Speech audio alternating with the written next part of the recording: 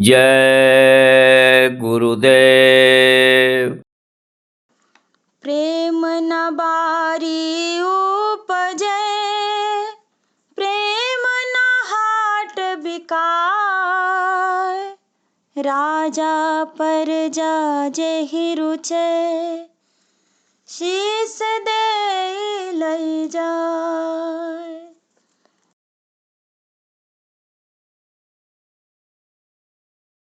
गुरुवर गुरुवर कब से पुकारूं, सुन लो गुरु पुकार। तेरे बिन सतगुरु कौन करे भव पार। गुरुवर गुरुवर कब से पुकारूं, सुन लो गुरु पुकार। तेरे बिन सतगुरु कौन करे भव पार। तेरे बिन सतगुरु कौन करे भव पार। तेरे बिन सतगुरु कौन करे भव पार। दाता तेरे द्वार पे मैं कब से खड़ा, दाता तेरे द्वार पे मैं कब से खड़ा। मुझ दुखिया पर संकट स्वामी आन पड़ा। मुझ दुखिया पर संकट स्वामी आन पड़ा। संकट से प्रभु हमें बचाओ, मत करना इनकार। तेरे बिन सतगुरु कौन करे भव पार। संकट से प्रभु हमें बचाओ, मत करना इनकार। तेरे बिन सतगुरु कौन करे भव पार। सुनता हूँ गुरु जग में केवल तू ही बड़ा। सुनता हूँ गुरु जग में केवल तू ही बड़ा। जल में थल में नभ में दाता रहता खड़ा। जल में थल में नभ में दाता रहता खड़ा। भव सागर से पार करो मोहि विनती बारंबार। तेरे बिन सतगुरु कौन करे भव पार। भव सागर से पार करो मोहि विनती बारंबार। तेरे बिन सतगुरु कौन करे भव पार। गुरु तेरा दरबार बड़ा ही सच्चा है। गुरु तेरा दरबार बड़ा ही सच्चा है।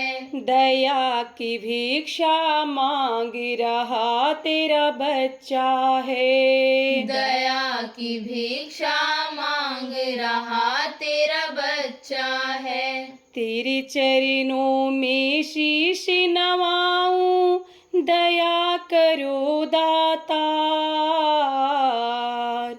तेरे बिन सतगुरु कौन करे भव पार। तेरे चरणों में शीश नवाऊं, दया करो दातार।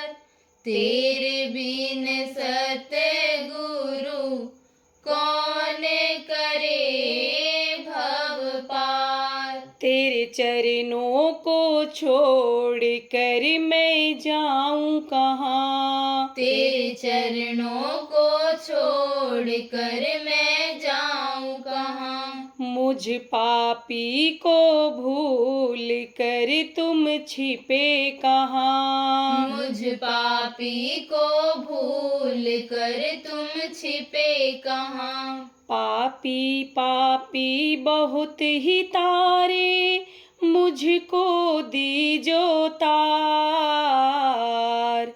तेरे बिन सतगुरु कौन करे भव पार। पापी पापी बहुत ही तारे, मुझको दीजो तार।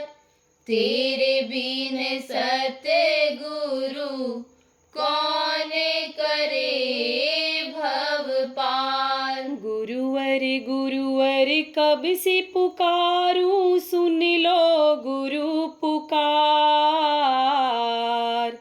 तेरे बिन सतगुरु कौन करे भव पार। गुरुवर गुरुवर कब से पुकारूं, सुन लो गुरु पुकार। तेरे बिन सतगुरु कौन करे भव पार। तेरे बिन सतगुरु कौन करे भव पार। तेरे बिन सतगुरु कौन करे भव पार। जय गुरुदेव। जय गुरुदेव।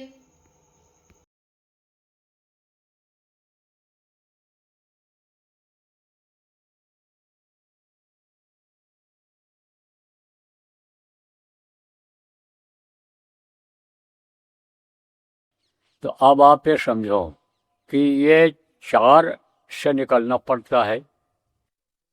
चतुष अंतःकरण जिसको कहा गया है, चार दल कमल है, तो उसी पर ये अंदर में विराजमान है।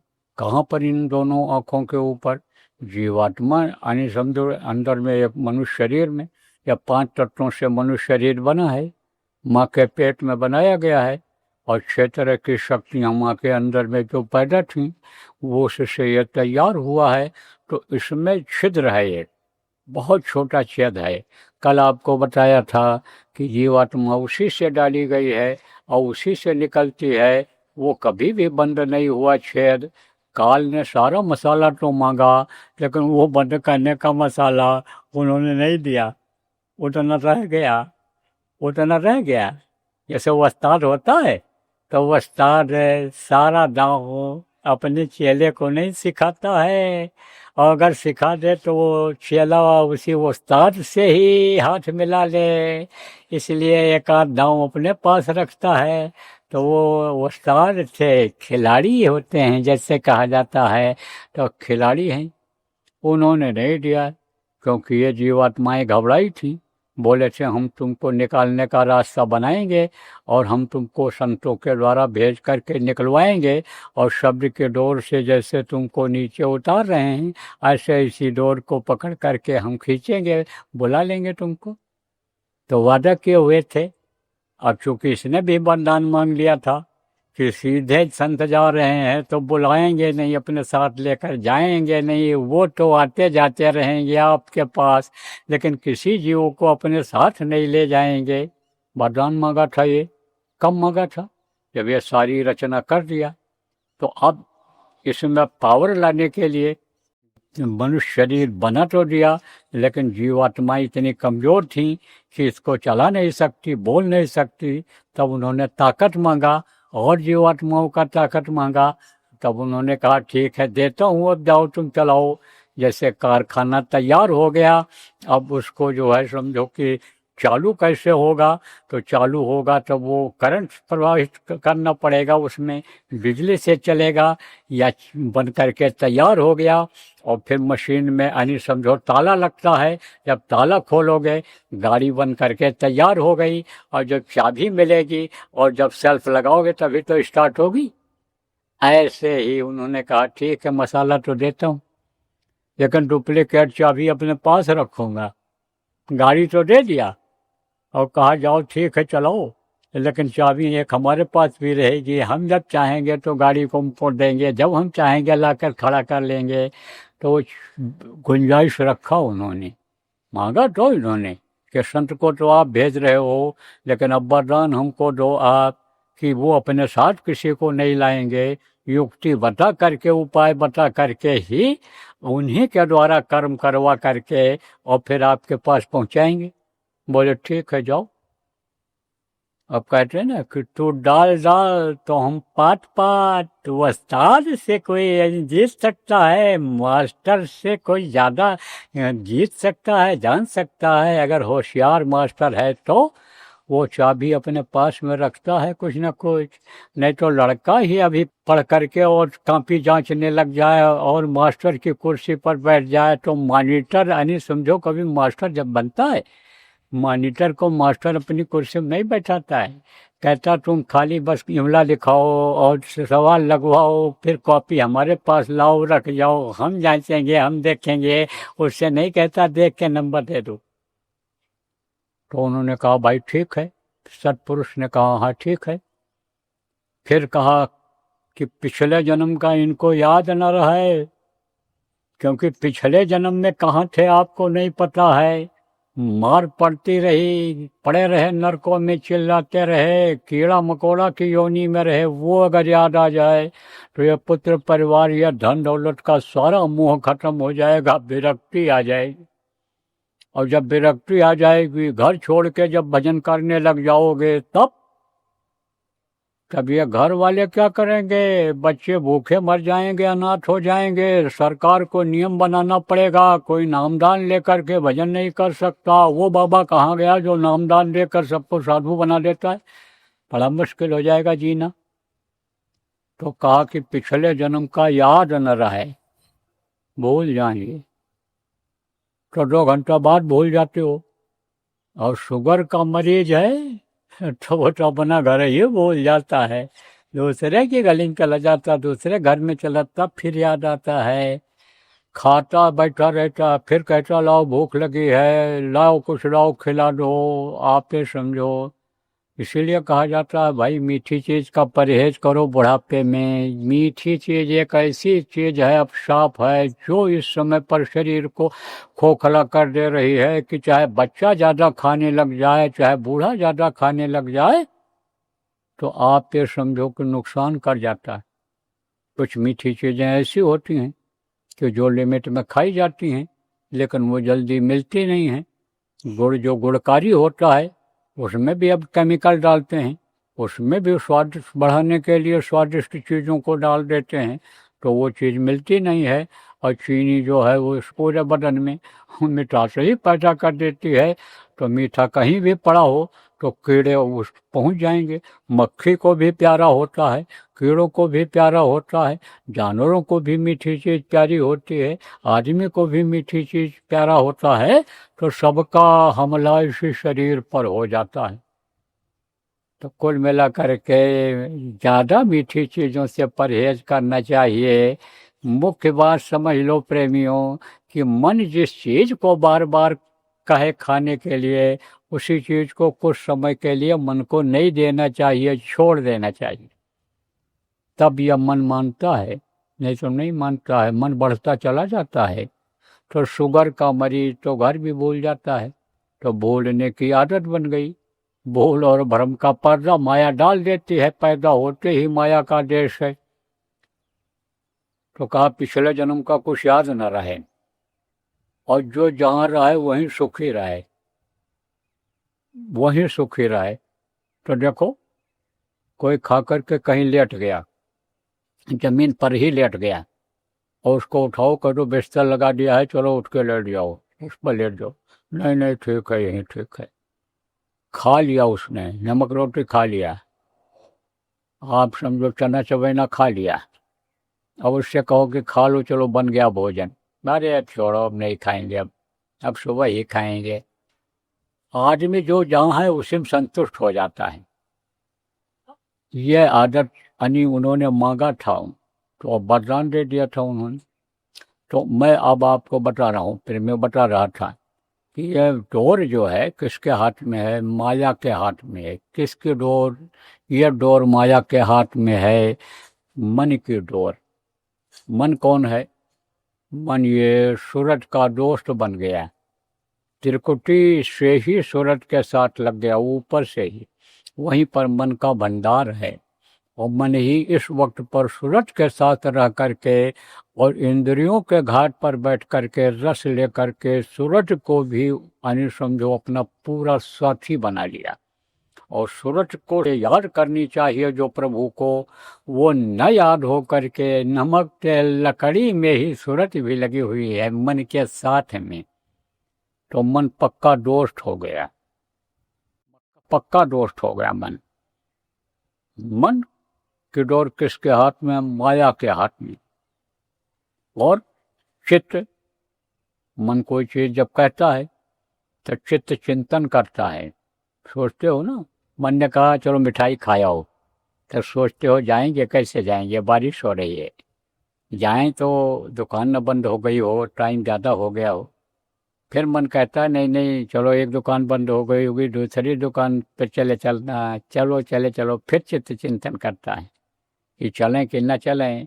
बुद्धि को लगाता है कि अरे चलो फिर अभी उठाओ गाड़ी, देखा जाएगा, नहीं होगा तो घूम टहल के चले आएंगे, नहीं मिठाई मिलेगी, रबड़ी मिलेगी तो आप समझो कुछ मिल जाएगा, कोई चीज़ मिल जाएगी, मीठा थोड़ा खाने की इच्छा हो रही है, आइसक्रीम की दुकान बंद हो गई होगी तो श्रीखंड ही खाकर चले आएंगे। इस तरह यानी समझो बुद्धि लगाता है, और फिर उसके बाद चल पड़ता है। अहंकार आता है, चलो कोई बात नहीं है, मिलेगा न मिलेगा, कोशिश तो करना चाहिए, क्या दिक्कत है, जब गाड़ी चला सकते हो, साधन है, बाइक चला सकते हो, क्या दिक्कत है, पैदल चल सकते हो जब। तो यह मन, चित्त और बुद्धि, अहंकार, ये चार दल कमल पर अंदर में स्थान बनाए हुए हैं, वो भी एक बंधन है। अब इनकी डोर किसके हाथ में? चित्त की डोर हाथ में है ब्रह्मा के, और बुद्धि की डोर किसके हाथ में है? विष्णु के। और अहंकार के हाथ किसके? अहंकार की डोर किसके हाथ में है? शिव के। इन्हीं चारों को ईश्वर ने ये अधिकार दे दिया है कि तुम सृष्टि को बनाओ जाओ और सृष्टि को उधर की चलाओ, ये तुम्हारे हवाले है। ये पिंडलोक और अंडलोक की ये सृष्टि तुम्हारे हवाले है, ये तुम ही इसको समझो कि आप चलाओ इसको। तो अपने हिसाब से अब चलाने लगे, मालिक हो गए। और आद्या ने इन पुत्रों से अपने कहा कि जाओ अब तुम अपना इसको संभालो। तो जो जिसके अंदर योग्यता थी उसके अनुसार उनको काम दे दिया। ब्रह्मा आप समझो कि इनको सृष्टि उत्पत्ति इन्होंने किया, और विष्णु को पालन का काम दिया, और शिव को संहार का काम दिया। ये जितनी सूरतें हैं ये किसके हाथ में है? कहाँ से जुड़ी हैं? ये सहस्र दल कमल से जुड़ी हैं, जहाँ पर काल भगवान बैठे हुए हैं, सब वहीं से जुड़ी हुई हैं, सारी की सारी वहीं से जुड़ी हुई हैं। पावर वहीं से मिल रही है, इनको मिल रही है। और उनको पावर कहाँ से मिल रहा है? वहाँ से मिल रहा है, सत्पुरुष से मिल रहा है उनको, कि जैसे यानी केंद्र यानी देता है, पावर देता है, स्टेट को देता है, और स्टेट यानी जो प्रांत होते हैं वो कलेक्टरों को पावर दे देते हैं, रुपया पैसा फंड दे देते हैं कि जाओ और तुम जिला को चलाओ। ऐसे ही ऐसे ऊपर का भी सिस्टम है, ऊपर के आधार पर ही यानी महात्माओं ने इस सृष्टि को चलाने का संविधान बनाया। अब उसी को ये लोग उसमें अमेंडमेंट जिसको कहते हैं, संशोधन करके और समय परिस्थिति के अनुसार देश को चलाने के लिए संविधान बना रहे हैं, बनाते हैं, चलाते हैं। तो अब आप ये समझो पावर कहाँ से मिलता है और आता किसके जरिए है? जैसे देखो बैंक के जरिए रुपया आता है, सेंट्रल से दिल्ली से यानी रुपया यानी आया, कहाँ आया? बैंक में आया, और बैंक से निकाल करके आप ये समझो ये अधिकारी लोग लाते हैं, तब खर्च करते हैं, देते हैं लोगों को। इसी तरह से पावर आई तो किसके थ्रू आई? शिव के थ्रू आई। शिव जी के ऊपर गिरती है उनके एक तरह से, जिसको गंगा कहा गया, गंगा की धारा कहा गया, वो इतनी तेजी से वहाँ से आती है कि एकदम रोशनी सी दिखती है वो। तो गंगा की धारा जैसे निर्मल होती है, ऐसे ही कहते हैं कि शिव के जटा में गंगा की धारा है, यानी गंगा की धारा है और जटा से निकलती है, यानी वो कैसे ऊपर से बूंदें गिरती हों और बालों से हो करके छू करके नीचे जाता हो, इस तरह से समझो ये कहते हैं। उसी तरह से इनसे निकलती हैं ये किरणें और जो चलती हैं। इसीलिए देखो पावर हाउस में कोई बैठा हो और पावर हाउस का जो भी स्विच ऑफ कर देगा उधर की लाइन कट जाएगी, स्विच बंद कर देगा तो उधर की लाइन कट जाएगी। ऐसे ही जिस जीवात्मा को ये यानी खाली कराना चाहेंगे इस शरीर से, वो उधर से पावर काट देंगे, समझा। तो ऐसे नहीं काटते हैं। बिजली का कनेक्शन जब दे दिया जाता है तब नोटिस आती है कि तुम जमा नहीं किए हो, तुम्हारे पास अब चलाने का कोई अधिकार नहीं है, अब तुम्हारा कनेक्शन काट दिया जाएगा। तब नोटिस लेकर कौन आता है? चपरासी आता है, कर्मचारी आते हैं। ऐसे उनके कर्मचारी हैं उनके। किसके कर्मचारी हैं? इन्हीं लोगों के, शिव जी के, यानी समझो ये सब कर्मचारी हैं। कौन हैं? यमराज हैं। और यमराज जो है वो कर्मचारी अपना रखता है। जैसे ठेकेदार होते हैं वसूली के, सरकारी वसूली का ठेका दिया जाता है कि ये कोई पैसा ले गए हैं, दे नहीं रहे हैं, जाओ तुम वसूल लो। तो ठेकेदार तो अपनी जगह पर रहता है और वो किसको भेजता? अपने नौकरों को भेजता है, कर्मचारियों को भेजता है। गाड़ी का पैसा जाओ, इन्होंने नहीं दिया है तो गाड़ी के लिए पहले कहो कि पैसा जमा कर दो, नहीं तो तुम्हारी गाड़ी हम खींच लेंगे। तो गाड़ी फिर खिंचवा लेता है, वो नहीं दे पाते हैं। ऐसे ही यानी यमराज के कर्मचारी, यमराज के दूत होते हैं, वो चेतावनी देते हैं, चलो चलो चलो जल्दी करो, खाली करो, खाली करो, खाली करो। ऐसे गाड़ी का चाबी जो दे देता है उसकी गाड़ी तो चला के ले जाते हैं, नहीं तो टांग के ले जाते हैं क्रेन ला करके। इसी तरह लेकिन ये करवाया किसने? ये जहाँ से कर्जा लिया है सरकार करवाती है। इसी तरह से पावर उनके हाथ में होता है। किसके हाथ में होता है? शिव के हाथ में होता है। तो शिव क्या करते हैं? संहार का काम करते हैं। तो इन देवताओं का काम क्या है? जितने भी देवी देवता हैं वो सब इनके माताहत हैं, क्योंकि इन्होंने बनाया है। किसने बनाया? ब्रह्मा विष्णु महेश ने। बैकुंठ लोक में बना करके स्वर्ग लोक की इधर की समझ लो कि एक तरह से खंड जिसको कहते हैं, उसकी रचना इन्होंने किया है। तो जितने हैं सब इन्हीं के माताहत हैं, इन्हीं के अनुसार काम करते हैं। आप समझ लो जैसे भारत देश है तो भारत देश के जितने भी जिलाधिकारी हैं, जितने भी आप समझो मुख्यमंत्री हैं, वो किसका आदेश मानते हैं? प्रधानमंत्री का, राष्ट्रपति का, केंद्र का मानते हैं। ऐसे ही यानी समझो कि उनका मानना पड़ता है इनको। किसका? ब्रह्मा विष्णु महेश का। ब्रह्मा विष्णु महेश किसका मानते हैं? जैसे मुख्यमंत्री किसका आदेश मानता है, प्रधानमंत्री का आदेश मानता है, पीएमओ कार्यालय का आदेश मानता है, ऐसे ही समझो कि वो भी मानते हैं। उसी सिस्टम पर यह भी सिस्टम सब बना है। समझ लो, अब समझा रहे हैं, ज़्यादा समय नहीं लगे, ख़त्म करूँगा अब।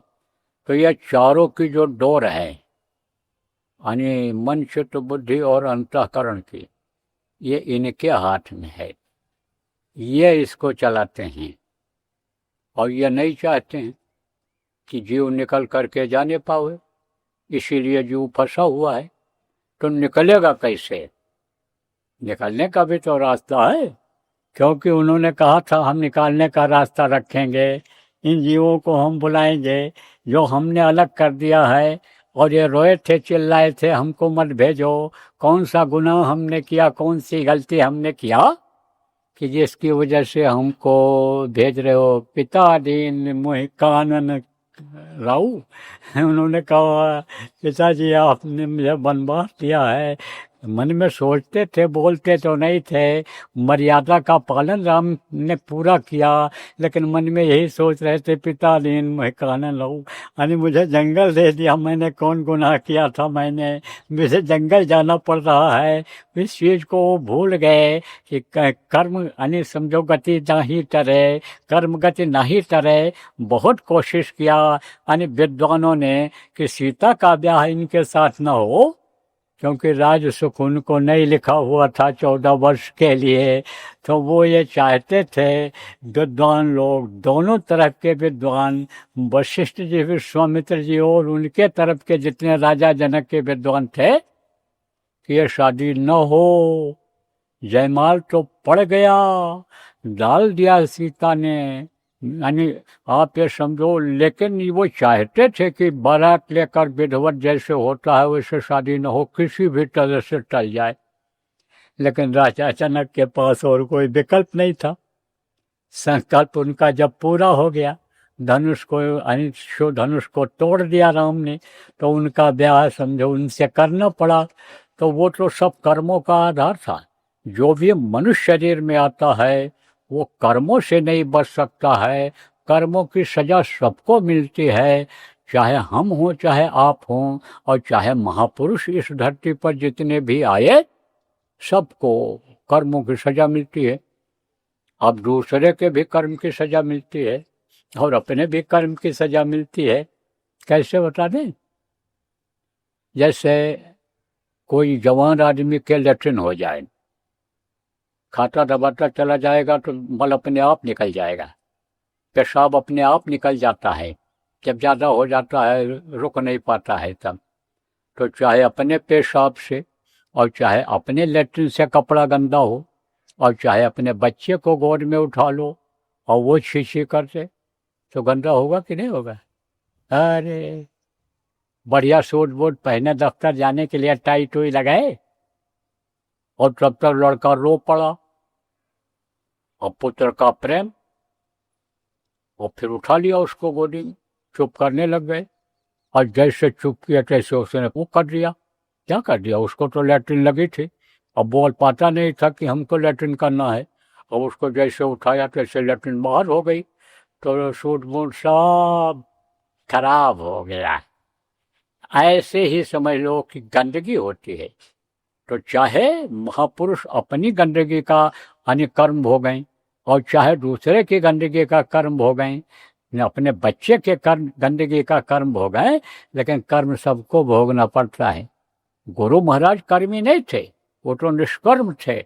लेकिन गुरु महाराज को देखो बुढ़ापे में तकलीफ हुई, बीमारी हुई। ये लोगों को सोचना चाहिए, जवान लोगों को, कि भाई बुढ़ापे में जो होता है सबको तकलीफ होती है, और जिनके ऊपर ज़्यादा भार होता है, जिनकी जिम्मेदारी ज़्यादा होती है, उनको ज़्यादा तकलीफ होती है। उनके सबके कर्म आते हैं, तो सबको तकलीफ हुई।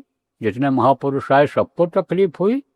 जो काम आप ये समझो प्रेमियों गुरु महाराज हमसे इस शरीर से कराते हैं, ये काम जितने लोगों ने किया सबको तकलीफ हुई। अब कोई हमारी बीमारी पर ही हंसने लग जाए, खिल्ली उड़ाने लग जाए, लोगों को भ्रमित करने लग जाए, तो ये तो उसका भ्रम और भूल है, ये उसकी अज्ञानता है।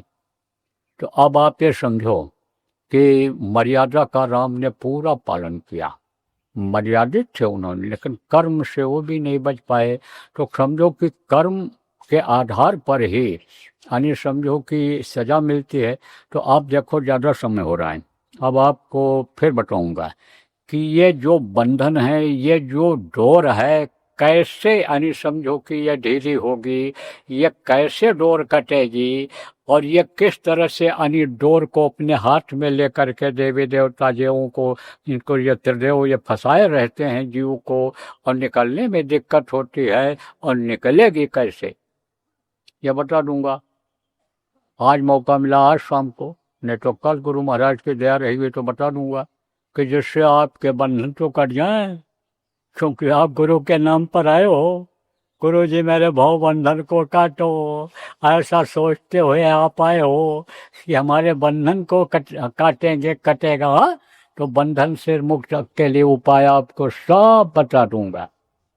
अब बताऊंगा, करोगे तब तो कटेगा, नहीं तो बताया ना कि जितने कोशिश किया लोगों ने उतने उलझते चले गए। लेकिन तरीका जब मालूम हो जाएगा, आपको करने लग जाओगे तो बंधन कट जाएगा, गुरु के दया से पार हो जाओगे। तो बोलो जय गुरुदेव।